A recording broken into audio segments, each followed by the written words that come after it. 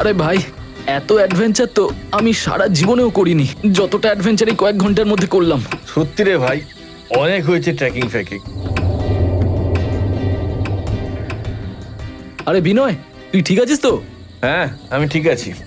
যদি তুই বলিস তাহলে ভাই শহরে যাওয়ার রাস্তাটা আমরা এখন খুঁজতে পারি। এত রাতে রাস্তা কোথায় খুঁজবো ভাই? একটা কাজ করা যাক, সকাল হওয়া পর্যন্ত এখানেই থেকে যাই, সকাল হলেই বেরিয়ে পড়বো। এই তো কথার মতো কথা। হ্যাঁ, আরে ভাই, এটা কিছুতেই পোঁতা যাচ্ছে না, তুই একটু দেখ না।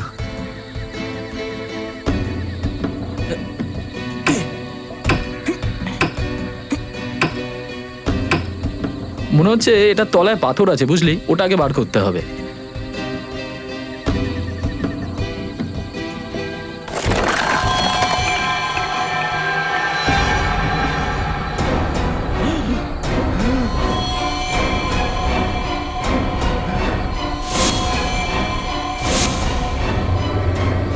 ভাই, এটা আবার কোনো কবরস্থান নয় তো? সত্যি না ভাই, আমি আর এখানে এক মুহূর্ত থাকবো না। চল নিজে নিজে জিনিসপত্র বেঁধে নি, চল।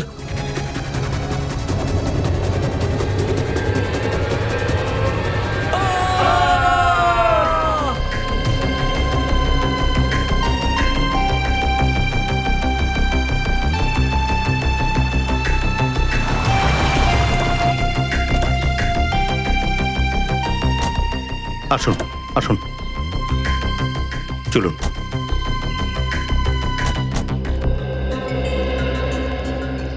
ওয়াও, আজকের দিনটা আমার জীবনের সবচাইতে খুশির দিন। এত দিন স্ট্রাগল করার পর আজকে আমি বলতে পারি যে এই সমস্ত এলাকা শুধুমাত্র আমার। অভিনন্দন সমর স্যার, অনেক অনেক অভিনন্দন। Thank you very much. বলুন, কেমন লাগছে এই জমিটা? শহর থেকে অনেকটা দূর বটে, আর আপনি এখানে কটেজ বানাতে চাইছেন? এখানে অনেক দূর পর্যন্ত আমরা চাষ করব, ফল আর সবজির, আর এর মাঝে আমরা গেস্ট হাউস বানাবো, ঘর বানাবো। এই এরিয়াটা শুনে মনে হচ্ছে ভীষণই নতুন। এখানে চাষ শুরু করার আগে এই জমিটার ইন্সপেকশন তো আমাদের করতেই হবে।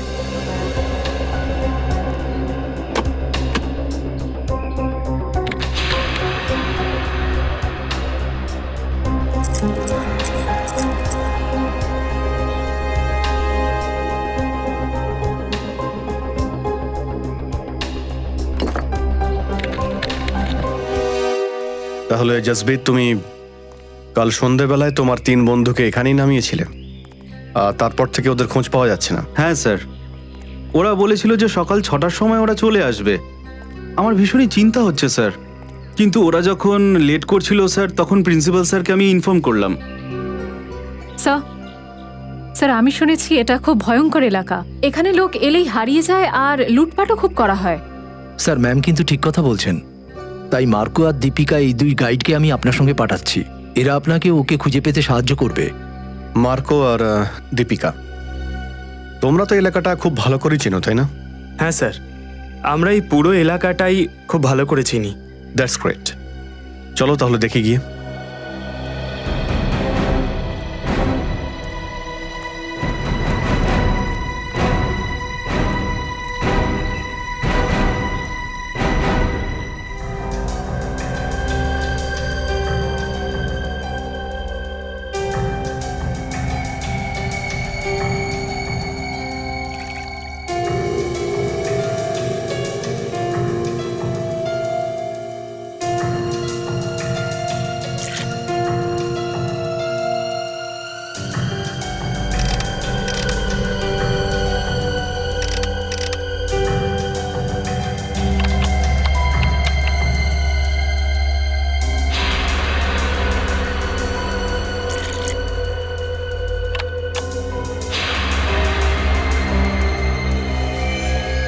ও নো, কি হলো? মাটিতে কোনো প্রবলেম? না, তেমন কোনো ব্যাপার না। তাহলে এই দেখো, মাটিতে কি পাওয়া গেল। ও মাই গড, এবার আমাদের কি করা উচিত? কি আর করব, সিআইডি ডক্টর সালুখেকে ফোন করব।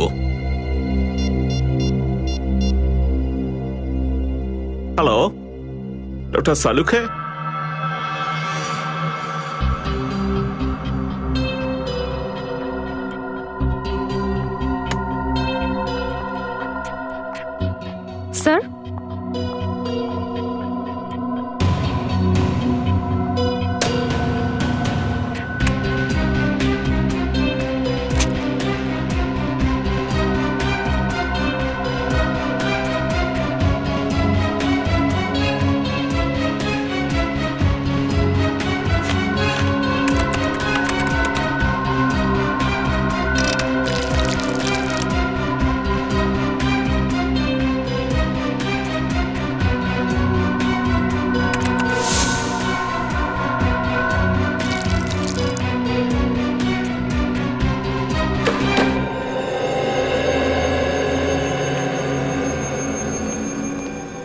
আপনাদের সন্দেহ একদম ঠিক।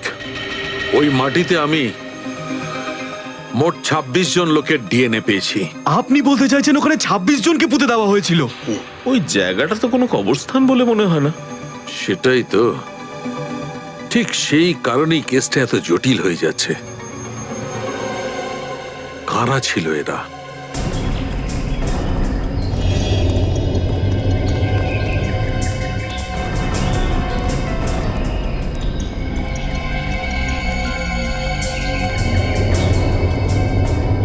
আচ্ছা, এখানে বাঁদিকে আর ডান দিকে কি আছে? বাদিকে খাত আছে আর ডান দিকে একটা খালি জমি আছে। যদি কারোর হাইকিং করার থাকে তাহলে সে সিধে এই রাস্তা থেকেই যায়। এই দিকে? হ্যাঁ স্যার। স্যার, ওই লোকগুলো খাতে পড়ে যায়নি তো? আগে চলো গিয়ে তো দেখি, এসো। স্যার,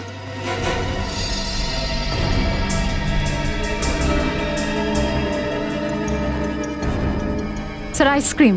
হ্যাঁ স্যার, ওরা আইস বক্স করে আইসক্রিম আর জুস নিয়ে এসেছিল স্যার। তার মানে এখানেই কোথাও ওরা খাবার খেয়েছে। এটা কি? আইসক্রিমের কাপ, প্লেট। তার মানে হলো ওরা এখানে বসেই খাবার খেয়েছে। তার মানে হলো আশেপাশে কোথাও টেন্ট লাগিয়ে ওরা বিশ্রাম নিয়েছিল। এখানে আশেপাশে এমন জায়গা আছে যেখানে টেন্ট লাগানো যায়? ইয়েস স্যার, ওইদিকে। চলো গিয়ে দেখি। ভালো করেছেন যে আপনারা ডক্টর শালুকেকে ডেকে নিয়েছেন, না হলে কেউ জানতেই পারতো না যে এখানে ২৬ জনের লাশ পোঁতা আছে। স্যার, এই লাশগুলো কার হতে পারে আর এখানে কিভাবে এলো? এই ব্যাপারটা তো জমির মালিক আমাদের বলতে পারবে।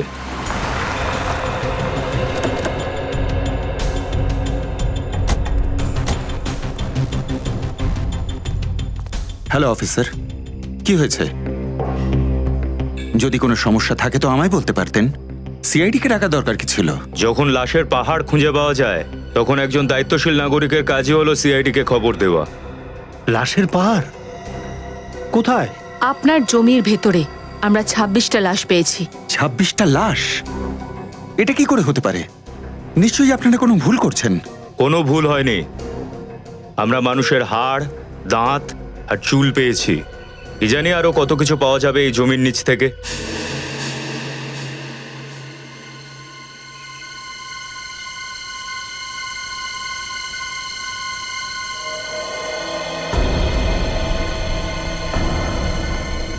এই যে ভাই, এদিকে নিয়ে এসো।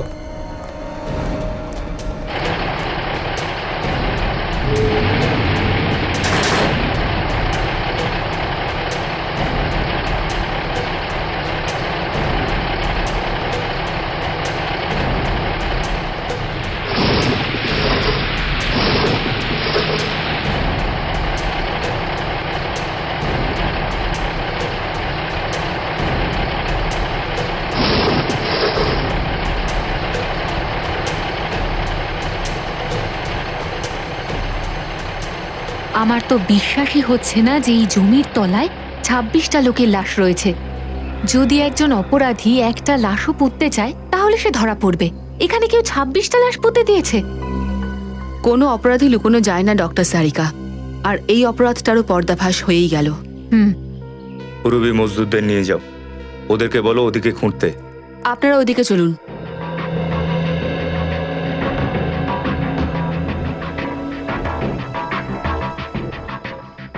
স্যার। হ্যাঁ বলুন। বলছিলাম কি, ভুল করেও ঘুষ দেওয়ার চেষ্টা আপনি করবেন না। সিআইডিকে এত সহজে গলানো যাবে না। ব্যাপারটা সেটা নয় স্যার, আপনারা ভুল বুঝছেন। আসলে কি ব্যাপার? আমি এই জমিটার মালিক নই স্যার। তুমি না হলে কে মালিক? আমি জানি না স্যার। জানি না মানে? আমি আপনাকে বলছি স্যার, আসলে আমরা নির্জন আর অজানা জায়গার দখল নিয়ে থাকি। তারপর সেই জমি আমরা অন্য কাউকে বেচে দিই, নইলে সেখানে বাড়ি বা দোকানঘর করে দিই। হোয়াট? হ্যাঁ স্যার, আমি এটা জানতাম না স্যার যে এই জমিটা দখল নেবার পরে লাভের বদলে আমায় জেলের ঘানি টানতে হবে। স্যার, আমায় বাঁচিয়ে দিন স্যার। অপরাধী সাধারণত ধরা পড়ার পর দার্শনিক হয়ে যায়, অনেক রকম তত্ত্ব শোনাতে থাকে। তোমারটাও বেশ ভালো। না স্যার, এটা কোনো তত্ত্ব নয়, এটা সত্যি স্যার। আপনি জমির কাগজপত্র দেখুন, আপনি যে কোনো ভালো উকিলকে দেখিয়ে নিন, সেই বলবে এটা নকল কাগজপত্র স্যার। তোমার গল্পটা সত্যি হলেও তোমাকে তো জেলে যেতেই হবে।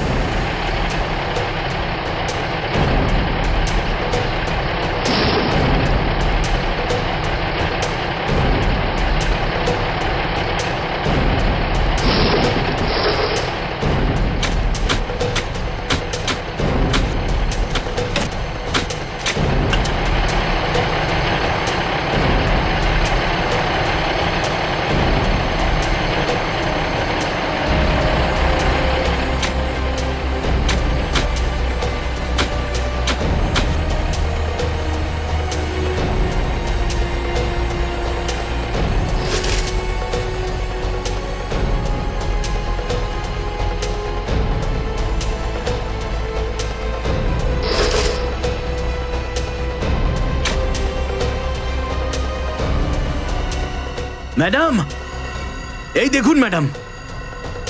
কঙ্কাল স্যার,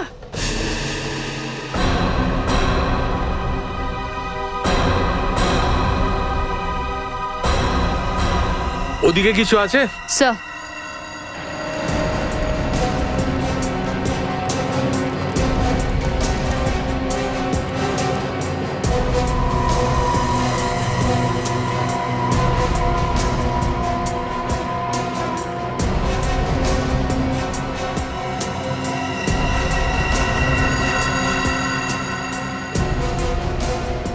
এই দেখো, আর একটা ব্যাগ।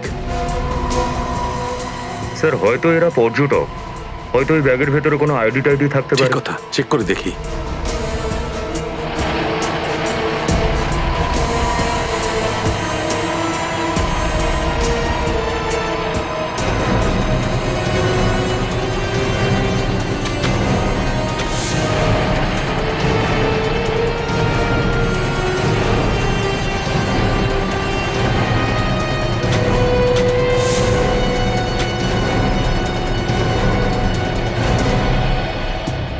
ব্যাগে তো কিছুই নেই, আইডি বা অন্য কোনো কাগজ।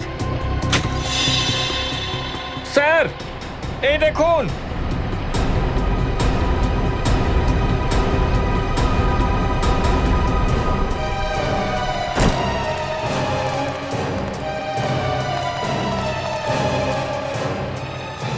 স্যার, এই দেখুন কি বেরিয়েছে।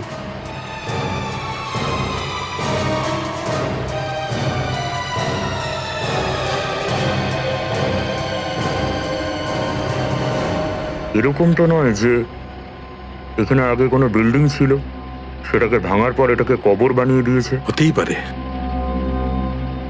জানি না কি কুক্ষণে আমি এই জমিটা দখল নিতে চেয়েছিলাম, একেবারে বরবাদ করে দিল আমায়। আপনারা দুজন আমাদের সঙ্গে ব্যুরোতে যাবেন, কিছু জানতে হবে। জমির জট পাকানোর জন্য তোমাদের দুজনকে গোল্ড মেডেল দেওয়া উচিত, গোল্ড মেডেল। জানি না তোমরা কটা জমি এভাবে বেআইনি ভাবে হাতিয়েছো, আর কটা লোকের জমি তোমরা বিক্রিও করেছো। মাফ করুন স্যার, ভুল হয়ে গেছে। এখন থেকে আমরা এইসব 2 নম্বরই কাজ একদমই করব না স্যার। আরে 2 নম্বরই কাজ তো তখনই করবে যখন জেল থেকে ছাড়া পাবে। আমরা আর কোনোদিন এরকম অন্যায় কাজ করব না। কাজা ফার্মসের ব্যাপারে বলো, কার নামে ওই জমি বলো তাড়াতাড়ি। আমি সত্যি কথা বলছি স্যার, এ ব্যাপারে আমি কিচ্ছু জানি না। যে জমিগুলো বেওয়ারিশ থাকে আমি তো শুধু সেগুলো দখল নিয়ে নিই। সে তুমি যা খুশি করো না কেন, তার আগে রেজিস্ট্রি অফিসে খবর নিয়েছিলে নিশ্চয়ই যে এই জমিটা কার নামে ছিল?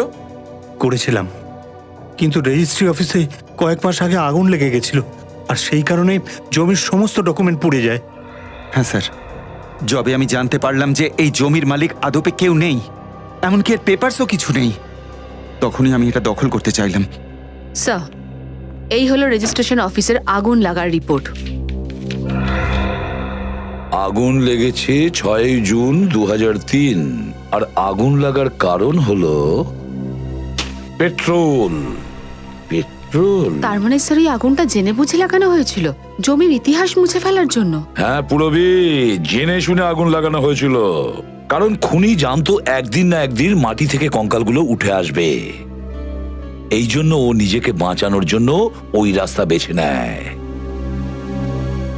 ফেডরিক, এটা আমাদের আগে জেনে নিতে হবে যে যে কংক্রিটের কনস্ট্রাকশনটা পেয়েছি না, ওই ছাঁচে আগে কি বানানো হয়েছিল।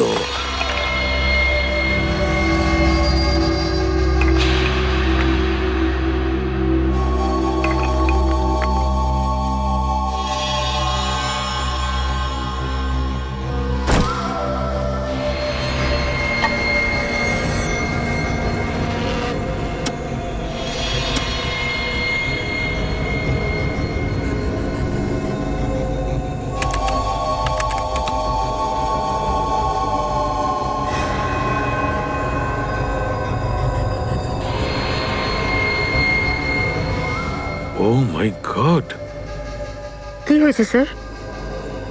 সারিকা, এই হাড়টা একটু মন দিয়ে দেখো। দেখে মনে হচ্ছে যেন এটাকে করাত দিয়ে অথবা চেন দিয়ে কাটার চেষ্টা করেছিল। স্যার, আমার তো মনে হয় খুনির মাথায় যথেষ্ট গন্ডগোল ছিল।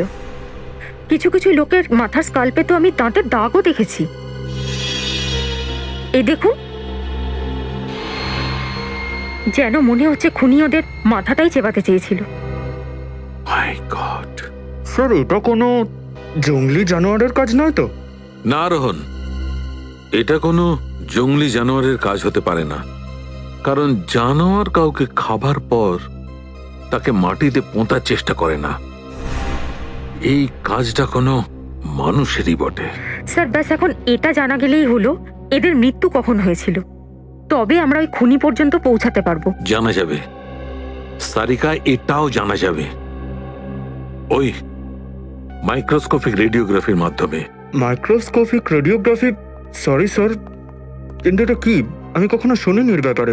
রোহন, এটা এমন একটা প্রসেস যার সাহায্যে আমরা জানতে পারবো যে যে মানুষটির মৃত্যু কবে হয়েছিল। আর এই দেখো, যে মানুষটার এই হাড়টা, তার মৃত্যু 7 থেকে 10 বছর আগে হয়েছিল। তার মানে 2003 থেকে 2006 সালের মধ্যে এই মানুষটির মৃত্যু হয়েছিল।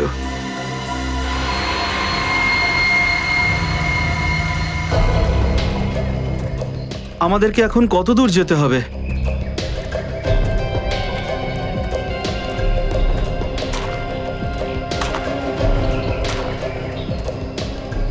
কি হলো শ্রেয়া? স্যার, আমি কারো হাঁটার শব্দ পেলাম।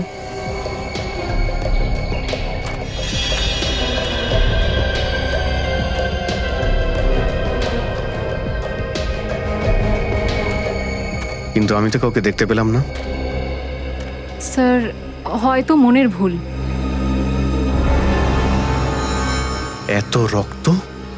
এখানে যতগুলো কঙ্কাল পাওয়া গেছে তার মধ্যে কিছু লোক বিদেশি, যেমন এশিয়ান, ককেশিয়ান, আফ্রিকান ইত্যাদি ইত্যাদি। কিন্তু স্যার, এসব কিভাবে জানা যায়? পূর্বে মানুষের এই খুলি সবকিছু বলে দিতে পারে।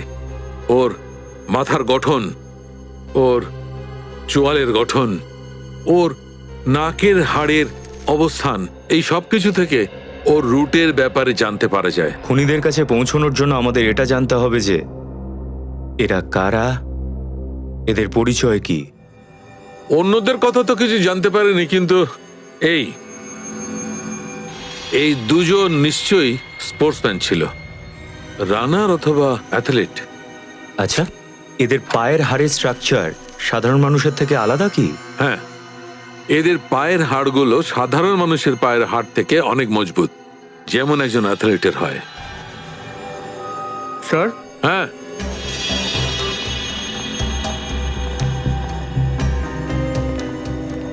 কি হলো? স্যার, এই মেয়েটার জিনিসপত্র থেকে আমি কটা বীজ পেয়েছি।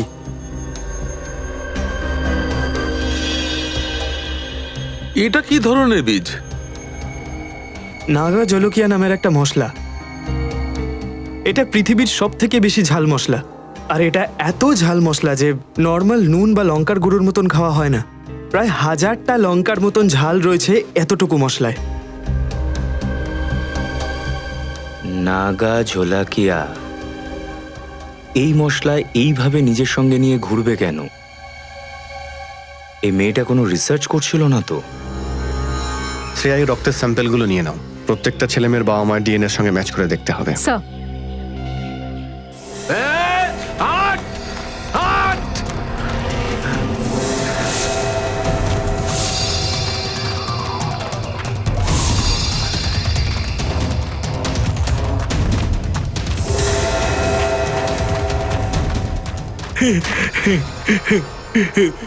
অনেক দেরি করে ফেলেছো তোমরা এখানে আসতে।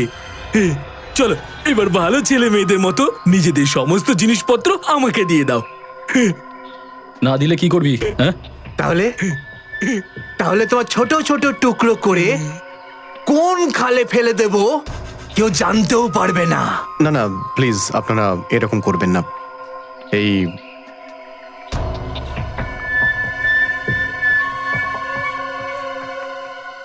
সিআইডি আরো কিছু চাই আপনাদের?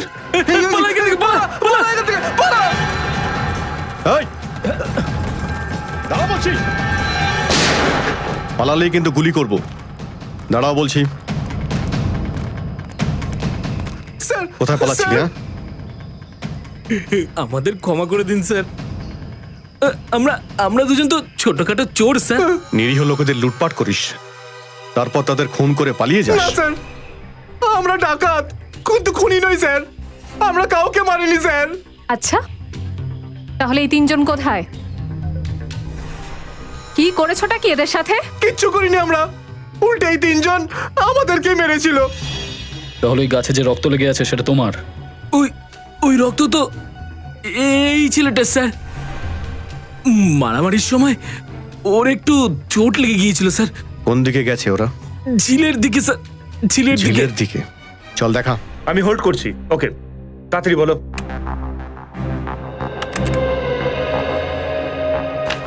আগে হ্যাঁ, আমি 2003-এর কথা বলছি, আজ থেকে অনেক বছর আগে। মশলাটার নাম নাগা ঝোলাকিয়া। আর যতগুলো এরকম ক্ষেত আছে যেখানে নাগা ঝোলাকিয়া নামের এই ফসলটা ফলে, সেই সমস্ত জায়গায় এই মেয়েটির ছবি পাঠিয়ে দিন। আর হ্যাঁ, এগ্রিকালচার ইনস্টিটিউটেও।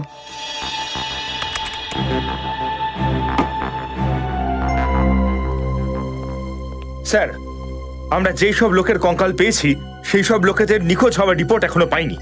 আর এদের মধ্যে কিছু লোক আবার বিদেশি। বুঝতে পারছি না তাদের বাড়ির লোক তাদের নিখোঁজ হওয়ার রিপোর্ট কোথায় লিখিয়েছিল। এটাও তো হতে পারে ফেডরিক, যে যখন এই ঘটনাটা ঘটেছে তখন ওদের বাড়ির লোক জানেই না, তখন ওরা হয়তো ইন্ডিয়াতেই ছিল না। কিন্তু এই কাজ্জার ফার্মস থেকেই আমরা জানতে পারবো যে পুরো চক্রান্তটা আসলে কি। স্যার, একটা বিষয় ভীষণ অদ্ভুত। কাজ্জার ফার্মে আশেপাশে দূর অব্দি কোনো জন্তু জানোয়ার নেই। তাহলে ওই লোকগুলোকে কে মারতে পারে? ওদের মাংসর জন্য? স্যার, আবার কোনো আত্মা নরখাতক নয় তো? সে যেই হোক বা ফেডরিক, তোমার ওই আত্মাও যদি হয়, সে আমাদের হাত থেকে নিস্তার পাবে না। এই যে স্যার ঝিল।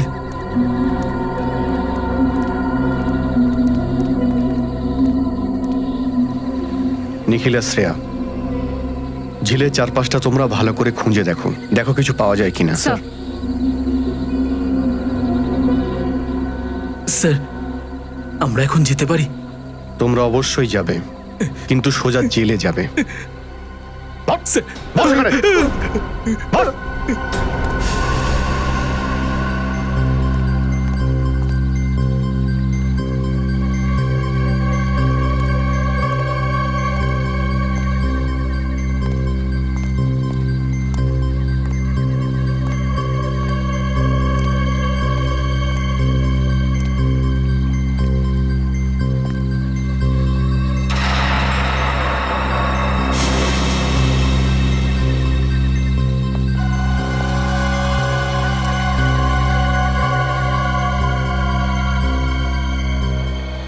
স্যার, স্যার এই টাওয়েলটা পেয়েছি, এর মধ্যে রক্ত লেগে আছে।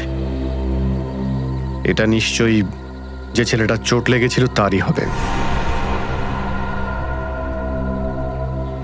খুব বেশি আঘাত লেগেছিল ওর, কিন্তু এই অবস্থায় রাতটা নিশ্চয়ই ও টেন্টেই কাটিয়েছিল। আচ্ছা, আপনি বলছিলেন যে কোথায় ওরা টেন্টটা পেতেছিল? এই তো সামনেই আছে। চলুন দেখান একটু।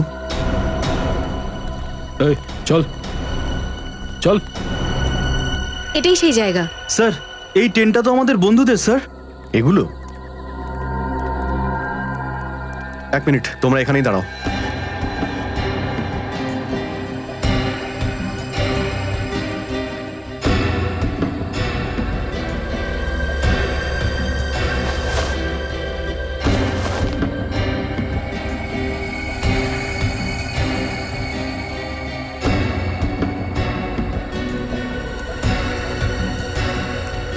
জুতো পড়ে আছে, টেন্টগুলো ভাঙা, জিনিসপত্র ছড়িয়ে রয়েছে। কি হয়েছিল এখানে? স্যার ওদের কিছু আবার হয়ে যায়নি তো?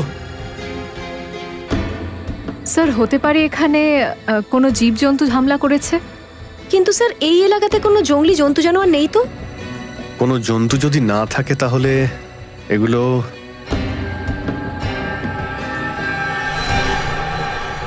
এটা কি?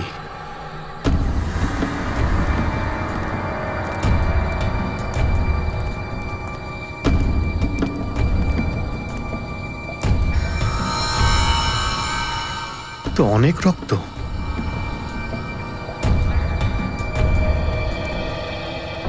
এতে যদি তোমাদের কোনো রকম হাত থাকে তাহলে তোমাদের এমন অবস্থা হবে যা তোমরা ভাবতেও পারবে না।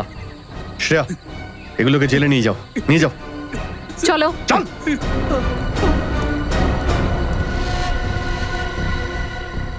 এখান থেকে কাউকে টেনে নিয়ে যাওয়ার চিহ্ন দেখতে পাচ্ছি।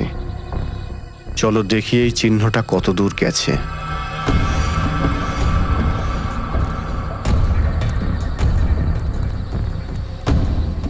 এটা আবার কি?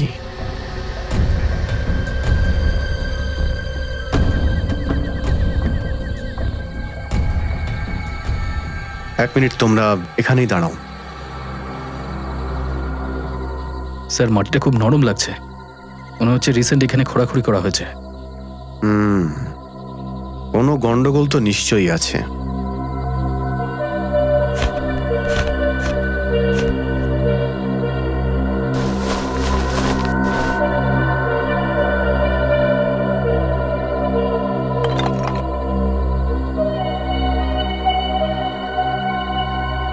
কঙ্কাল। নিখিল, জায়গাটা খুঁড়ে দেখতে হবে।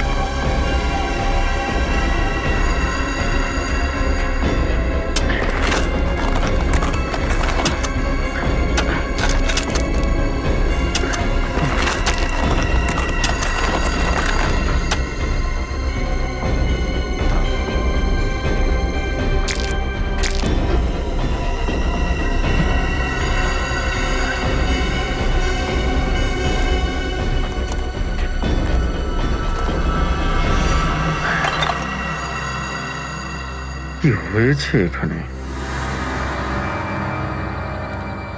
1 2 3 4।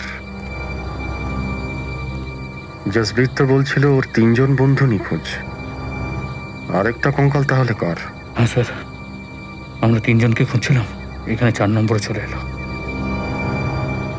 জসবীর, তোমার 3 বন্ধুর সঙ্গে আরো কি অন্য কেউ ছিল? না স্যার, কিন্তু স্যার এই কঙ্কালগুলো কি আমাদের বন্ধুরই স্যার? খুব শিগগিরই জানতে পারা যাবে।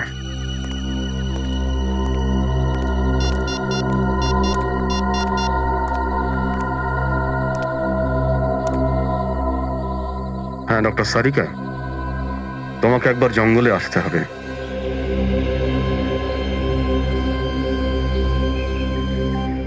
অভিজিৎ, এদের সবার মৃত্যু খুব বেশি দিন আগে হয়নি, কিন্তু এই কঙ্কালটা অন্য কঙ্কালগুলোর থেকে একটু অন্য কাহিনী বলছে।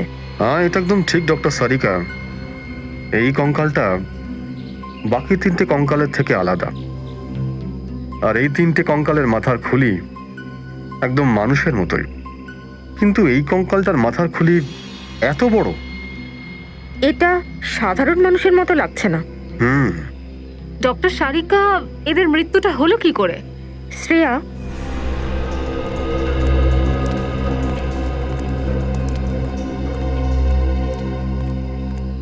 এর ঘাড়ে আর বুকে দাঁত দিয়ে কামড়াবার দাগ রয়েছে, কিন্তু ফোরেন্সিকে টেস্ট করার পরই সঠিক তথ্য দেওয়া যাবে। খজ্জার ফার্মের থেকে পাওয়া ফাউন্ডেশনস অনুযায়ী আমি এই ব্লুপ্রিন্ট তৈরি করেছি। এটা অনেকটাই খুব বড় জায়গা, তাই না? হ্যাঁ স্যার, এটা দেখে মনে হয় না এটা কারোর বাড়ি বা অফিস হবে। দুটো সুইমিং পুলের প্ল্যানিং রয়েছে। দুটো সুইমিং পুল তো কোনো হোটেল বা রিসর্টেই থাকতে পারে, তাই না স্যার? একদম ঠিক বলেছেন আপনি। এটা দেখে মনে হচ্ছে এটা কোনো হোটেল বা রিসর্টই হবে, কারণ করিডোরের জায়গাও ছাড়া রয়েছে এখানে। আর এই দিকটা, এখানে আমরা সব থেকে বেশি লাশ পেয়েছি এই এরিয়াতে। এখানে কি হতে পারে? আমার মনে হচ্ছে এটা স্যার হোটেল বা রিসর্টের গার্ডেন হবে। কোনো হোটেল বা রিসর্ট? কোনো হোটেল বা রিসর্ট যেখানে লোকেরা থাকতে যায়, কিন্তু যেখান থেকে বেঁচে আর কেউ ফেরে না। ডক্টর সারিকা, একটা ব্যাপার বুঝতে পারছি না। তুমি বলছো যে এরা মারা গেছে বেশি দিন হয়নি, তাহলে তো শরীর থেকে চামড়ার মাংস গেল কোথায়? কিন্তু এই গর্তের মধ্যে আমরা চামড়ার কোনো অংশই তো পেলাম না। না অভিজিৎ, টুকরো আছে এখানে।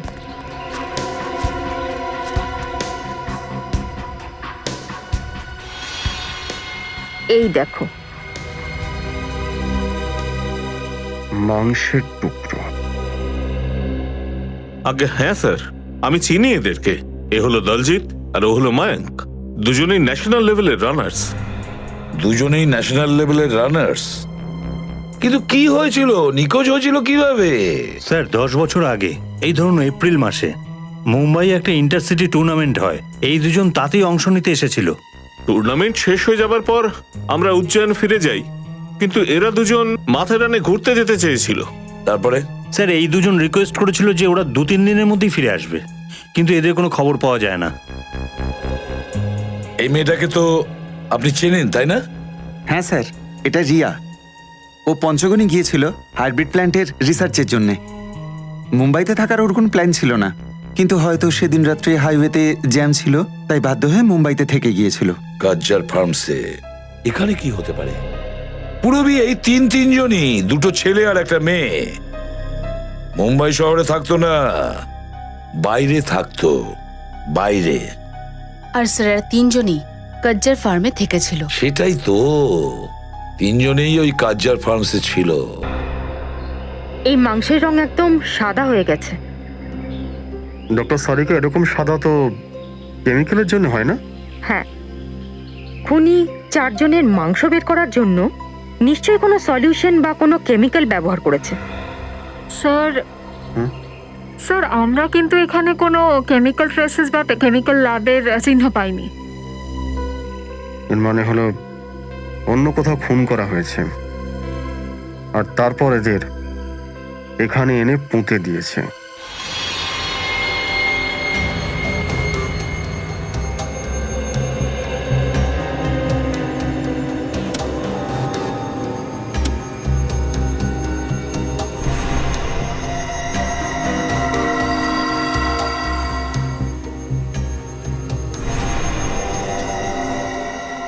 এতদিন তো তোমরা মানুষের লাশ অথবা মানুষের কঙ্কাল নিয়ে এসেছো, কিন্তু এইবার তোমরা সব নজির ভেঙে দিয়েছো। কেন স্যার?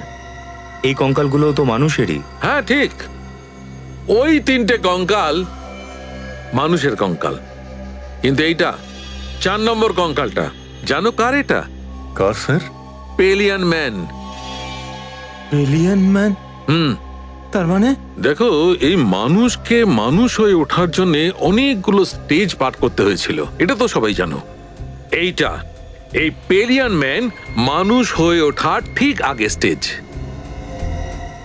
আরে বাপরে, এই তো দেখছি খুবই বিপজ্জনক। হ্যাঁ ফ্রেডি, এটা বিপজ্জনকও বটে আর খুব বেশি শক্তিশালীও বটে। এই 3 জন লোককে ওই পেলিয়ান ম্যানটা মেরে খেয়েছে, খুন করে খেয়েছে নিজের খিদে মেটানোর জন্য। ও তো এই প্রাণীটা মাংসাশী, ম্যান ইটার্স। হ্যাঁ পুরবি, তাই তো এদের দাঁত আমাদের মতো হয় না, বেশ বড় আর তীক্ষ্ণ হয়। দেখাচ্ছি।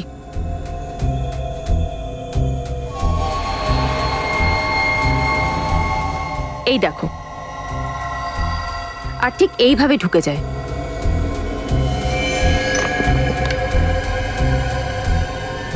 স্যার, আমাদের তো মনে হচ্ছিল এটা কোনো জঙ্গলি জানোয়ারের কাজ।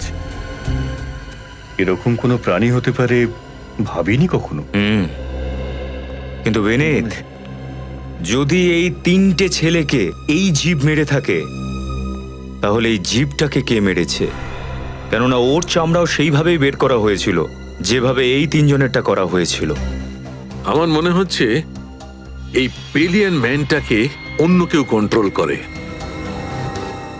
আপনি হয়তো ঠিকই বলছেন শালুকে স্যার, কারণ একে যদি অন্য কেউ কন্ট্রোল নাই করে থাকে, তাহলে ও এতক্ষণে শহরে ঢুকে হইচই ফেলে দিত। কেউ তো আছে যে ওকে খাবার জোগান দিচ্ছে। ওই এরিয়ার সব রিসোর্টগুলোকে একবার চেক করতে হবে।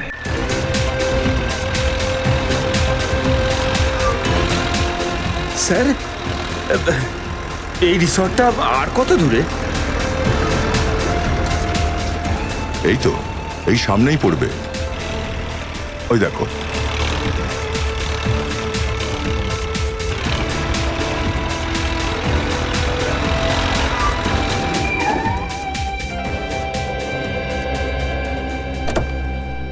এই এলাকাতে এই দুটোই রিসর্ট আছে যাদের নকশাগুলো ঠিক ওই রিসর্টের মতো যেগুলো 2003-এ নষ্ট করা হয়েছিল।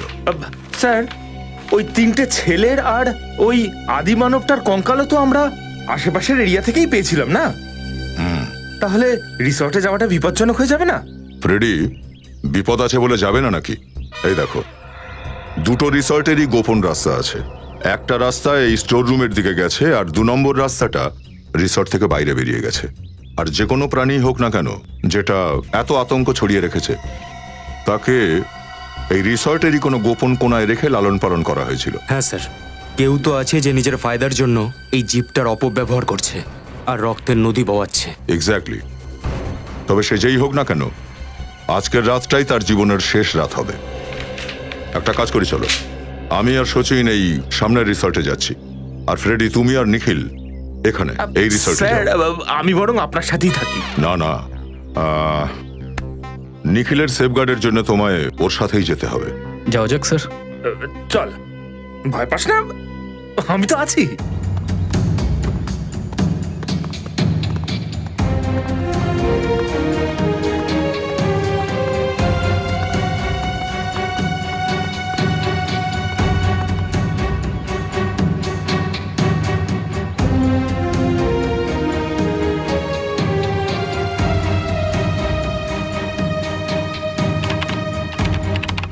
অদ্ভুত তো, আমরা তো ভেবেছিলাম ওই 3টে ছেলে মারা যাওয়ার পর থেকে আমাদের বিজনেস কিছুদিনের জন্য ডাউন হয়ে যাবে। আচ্ছা, আপনাদের কি ভয় লাগছে না ট্রেকিং করতে? আপনি কোন দুর্ঘটনার কথা বলছেন? আমরা তো সেরকম কিছু শুনিনি। যাক, ভালো কথা যে আপনারা এ ব্যাপারে কিছু শোনেননি। ওই যে কথায় আছে না, ইগনোরেন্স ইজ ব্লেস। আচ্ছা, এটা বলুন যে আমাদের রুমে রাতে খাবারটা কখন অর্ডার করতে পারবো? রাত 11টা পর্যন্ত, তারপর রিসেপশনে কেউ থাকে না। ও আই সি, থ্যাংক ইউ। আসুন।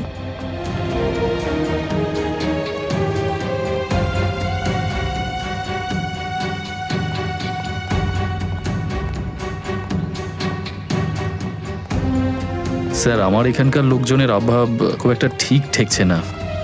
তুই কোনো চিন্তা করিস না নিখিল, দয়া স্যার আমাকে পাঠিয়েছে তোকে রক্ষা করার জন্য। আমি তোর গোফের চুলেও কাউকে হাত দিতে দেবো না, দেখে নিস। কিন্তু স্যার, আমার তো গোঁফই নেই। তাহলে গোফ রাখা উচিত ছিল না? হ্যাঁ? এখন এটাও আমাকে তোকে শিখিয়ে দিতে হবে নাকি?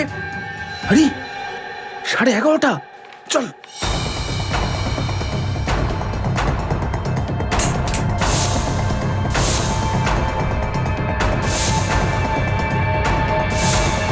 চলো চলো।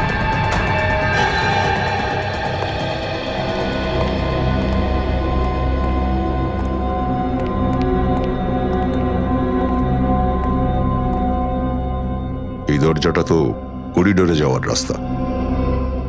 নিচে যাই চলো।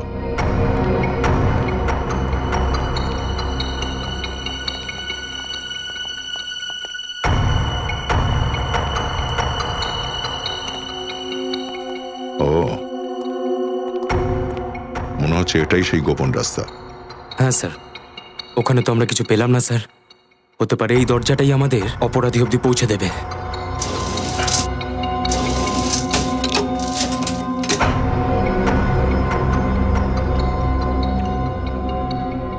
দেখছি দরজার মধ্যে জং ধরে রয়েছে পুরো। দেখে তো মনে হয় দরজা অনেক বছর ধরে খোলা হয়নি, কেউ হাতই লাগায়নি এটায়। এই দরজাটা। আপনারা এখানে কি করছেন? আসলে ওই পিপাসা পেয়েছিল খুব, জলের খোঁজে চলে এসেছি।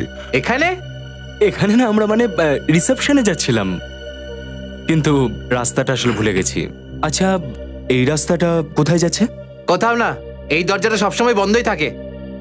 এই রিসর্টে অনেক দরজা আছে যেটা সবসময় বন্ধই থাকে।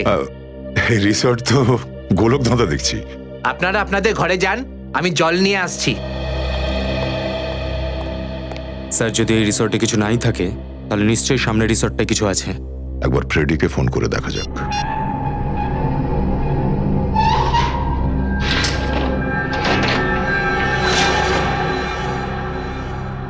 আরে বাপ রে, এখানে তো ঘুরঘুরটি অন্ধকার। না এখানে একটা বাল্ব আছে, আর না আছে একটা টিউবলাইট। মনে হচ্ছে ফ্রেডির মোবাইল নেটওয়ার্ক এরিয়ার বাইরে, কল লাগছে না। 1 মিনিট স্যার, আমি নিখিলকে ট্রাই করছি। এই যে এখানে একটা দরজা আছে। Not reachable. এক কাজ করি, এসো ওখানে গিয়ে দেখি চলো।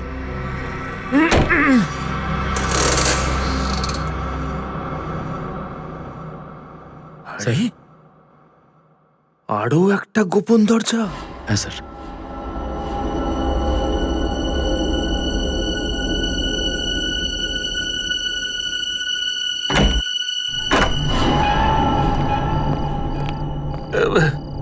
আমি না শুনেছি এইরকম বন্ধ অন্ধকার জায়গাতেই সাধারণত আত্মারা থাকে।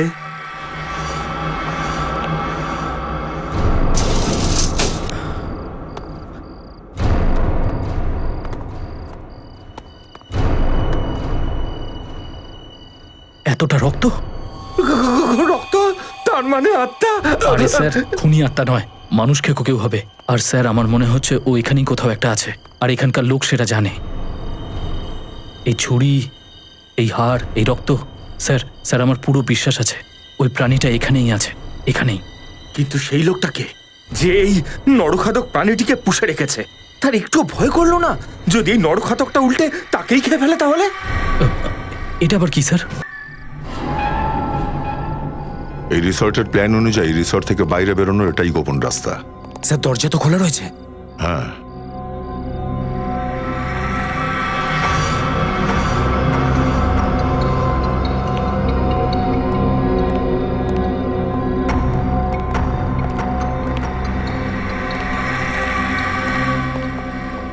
দুটো বেড।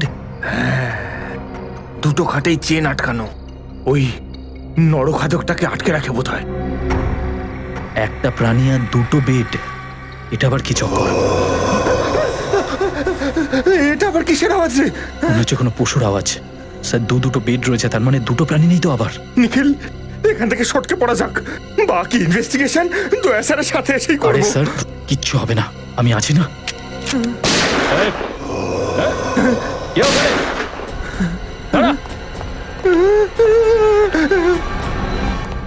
এই গেটও তো খোলা। তাহলে নিখিল আর ফ্রেডি এদিকেই গেছে। হ্যাঁ। নিখিল, স্যার এই দেখুন, হাড় আর এই রক্ত। ও নো,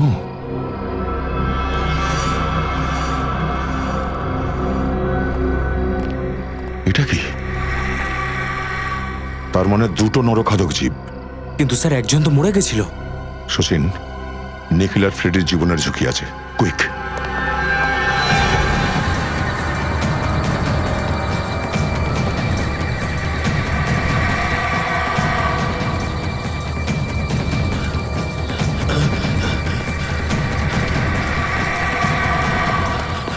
দাঁড়া বলছি, পালাবার চেষ্টা করবি না, গুলি চালিয়ে দেবো। দাঁড়া।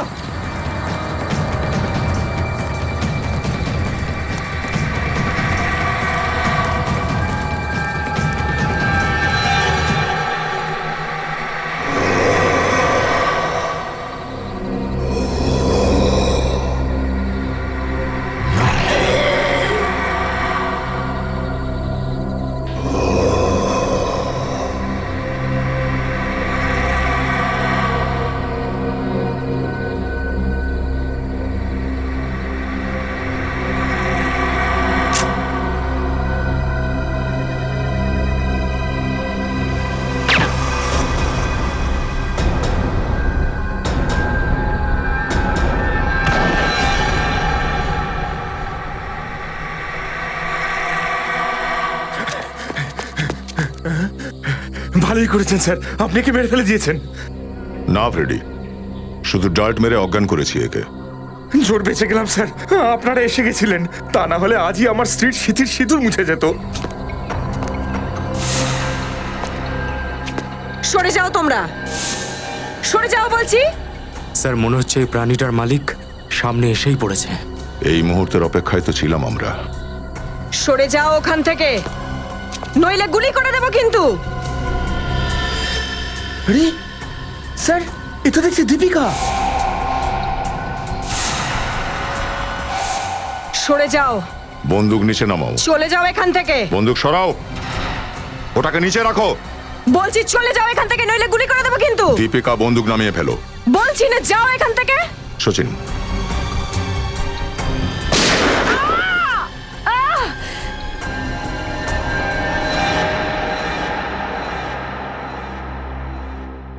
আমার বাবা একজন অ্যানথ্রোপোলজিস্ট ছিলেন, মানব বৈজ্ঞানিক। বহু বছর আগে উনি একজন তাঁবুতে গিয়েছিলেন যা অনেকে চেনেই না। সেখান থেকে উনি এমন দুটো জীব নিয়ে এসেছিলেন যারা না মানুষ না পশু। ওদের দেখে মনে হতো যেন ওরা মানুষের থেকে একটা স্টেজ পিছনে আছে। এক মিনিট, তোমার বাবা ওই লোকগুলোকে এখানে ইন্ডিয়াতে কি করে নিয়ে আসলো?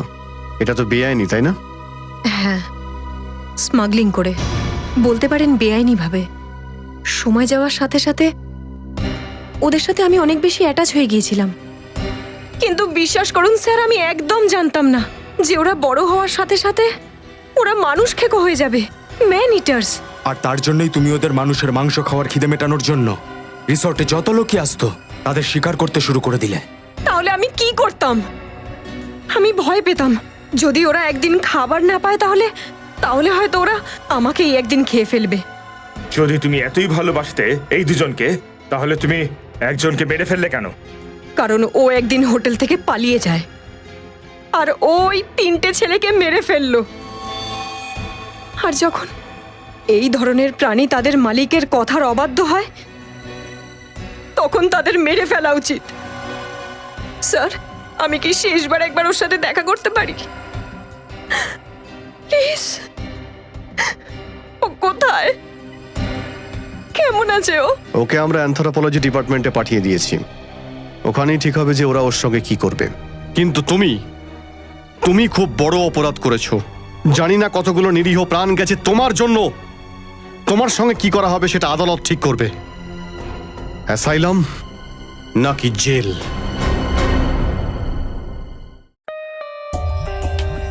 For more updates, subscribe to our channel, click the show links and enjoy watching the videos.